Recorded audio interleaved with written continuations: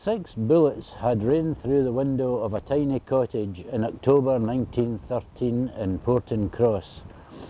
Lying dead was Mary Gunn, a 49-year-old Beath resident, and wounded was her sister Jessie McLaren and her husband Alexander McLaren. The time was about 8:30 and the rain and the wind was pelting against the window. Police were immediately called and the investigation began into who killed Mary Gunn. About 9:15 the police arrived at the scene of the crime. Immediately the scene was secured and although it was raining, buckets were placed over footprints that were found outside the window where the shots had occurred. 4 of 6 footprints were found to be unusable, but 2 of the footprints outside the window were usable and were able to be examined. This would lead them in the morning towards some startling conclusions. Inspector Grant arrived from Largs police station and very shortly afterwards police arrived from Ardrossan and also from Dalry.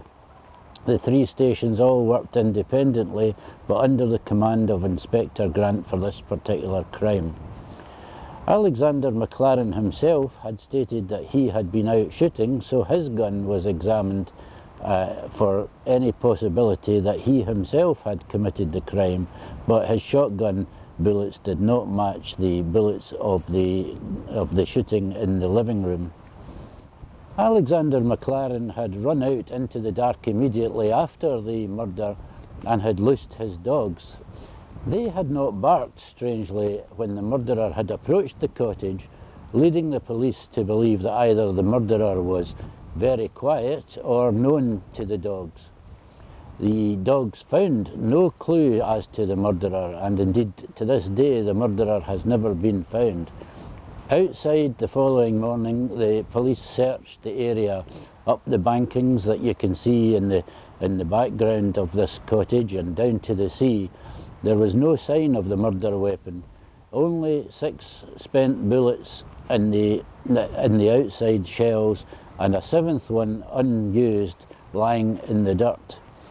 The boot prints were the most unusual and commented on feature of the entire murder.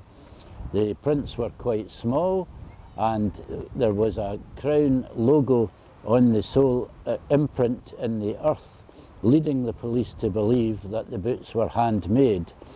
The boots, as I say, were small and noted to be of the Halstead variety, which was a 1913 version of what we now call as Chelsea boots, ankle-length boots that were worn in the early 20th century.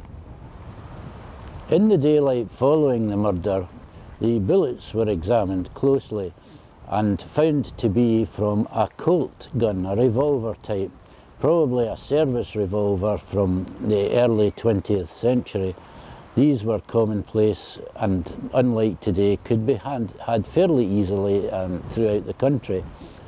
This excluded Alexander McLaren from the inquiry as his gun was a shotgun, but it did mean that the police had tangible evidence to begin the search, and we will look more closely at the search in episode 3.